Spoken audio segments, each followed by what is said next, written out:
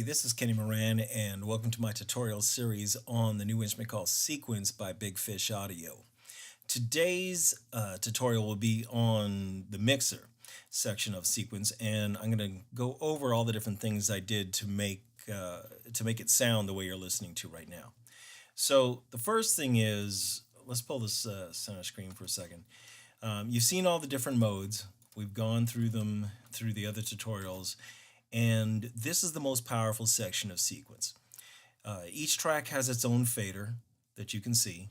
The first 12 tracks are the drum kit.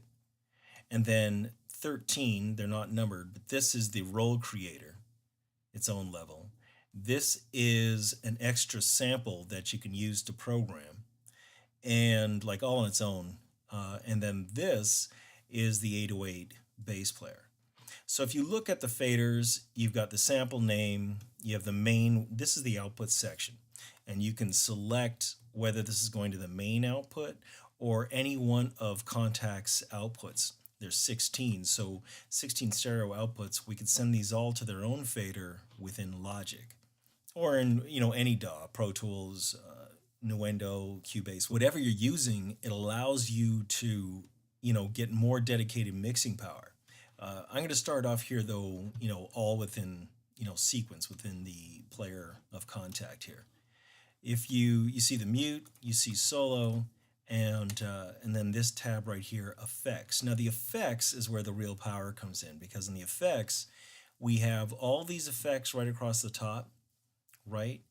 They are all dedicated to each individual fader. So you've noticed I click on this effects, I've got an EQ, I got a compressor, I got a high pass filter. When I go on this fader, I got a brand new thing of effects again, and I'm using EQ, compressor, and a saturator. On this, I'm not using anything, and so on and so on. You can see how they all change. That's because each fader has its own dedicated bank of effects.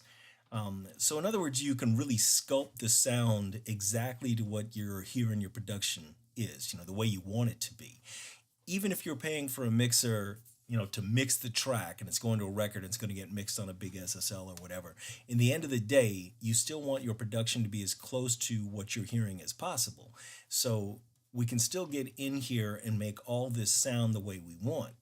You can turn each channel on and off, and by turning each channel on and off, you actually save power. So you can turn around here and say, okay, whatever I'm not using, and there's really not a whole lot that I'm not using, but let's just say I don't think I'm using that. So we can turn that off and actually save some CPU.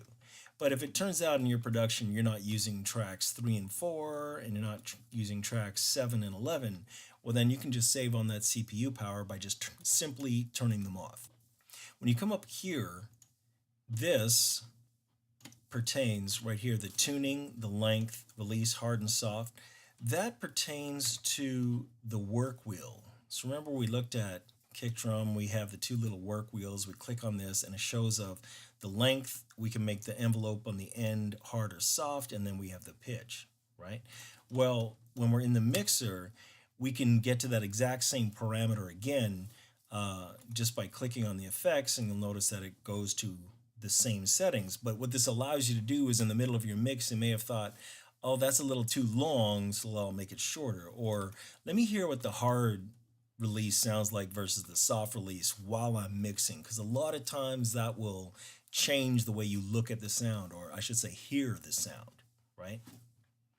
So when you go up across the top, you choose which effect you're currently going to be working on. So you'll notice as I go through here, all the knobs change, and there's a nice little picture on the side to tell you what's going on, right?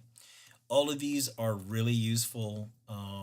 I've used all the various different things depending on what song I was using it on. And on this one, I still have a certain amount of things going on, but it's really, really powerful.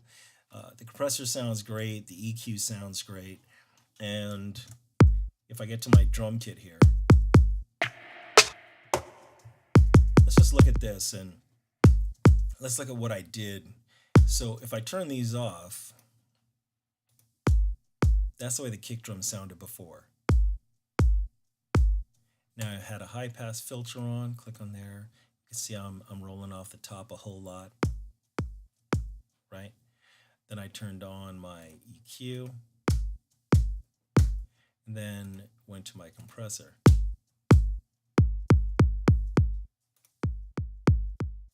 Right? So you're looking at the EQ. I've actually added a bunch of bottom end on this. The mid range is the same, and the top's the same. I didn't do anything to it. Um, you just got to use your ears. I mean, this is all about making the sounds, and you don't need to be an engineer to get this done. So you're not going to see frequency amounts or what you're dealing with. Just listen to it, add some gain or decrease some gain, whatever you're doing, and you're going to come up with the sound you want. I'm going to go over to, let's see something else that, well, let me show you what we can do with this for a second.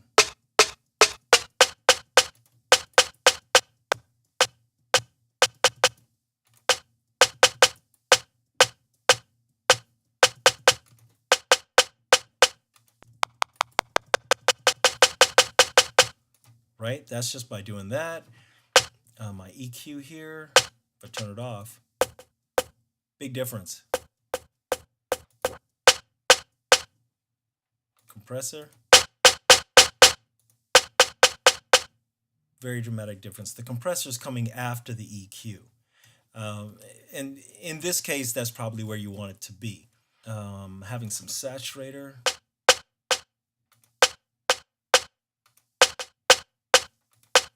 It's mild. I'm not pushing it too hard, as you can see. Let's click on it. It's not pushing it very hard at all. And I can do this on every single fader. So I'm really getting into the mix. You know, this is my mixer, and I'm getting right into the mix of each thing.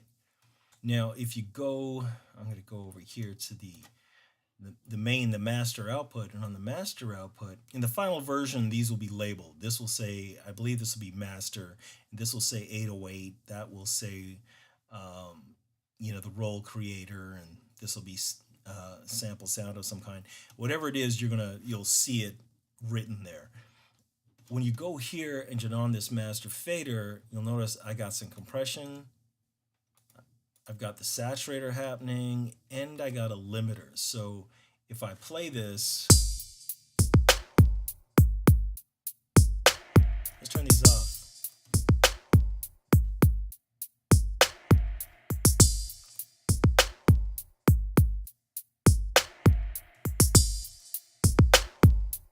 Hear the difference in there,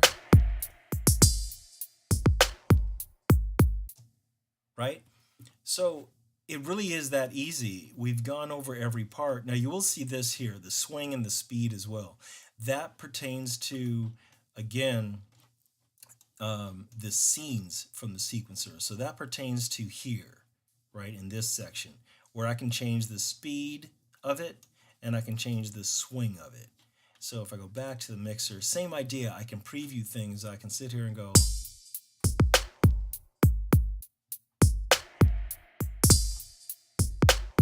right? You can hear got the new jack swing on.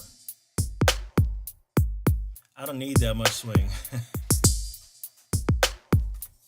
But that's not too bad at all. And then you remember the speed is just halftime, normal, and right? That, believe it or not, is the entire mixer section and the endless possibilities of production sound, getting it to be the record, you know. On the next tutorial, I'll get into some really intricate programming on the mixer where we can get into automating, you know, automating pans and volumes and things like that, and using all the discrete outputs so you can see how it would show up inside Logic in your work, and how we can do everything we did here, but then we can also add the power of the DAW by using any number of plugins that you may own or all the plugins that came with your DAW.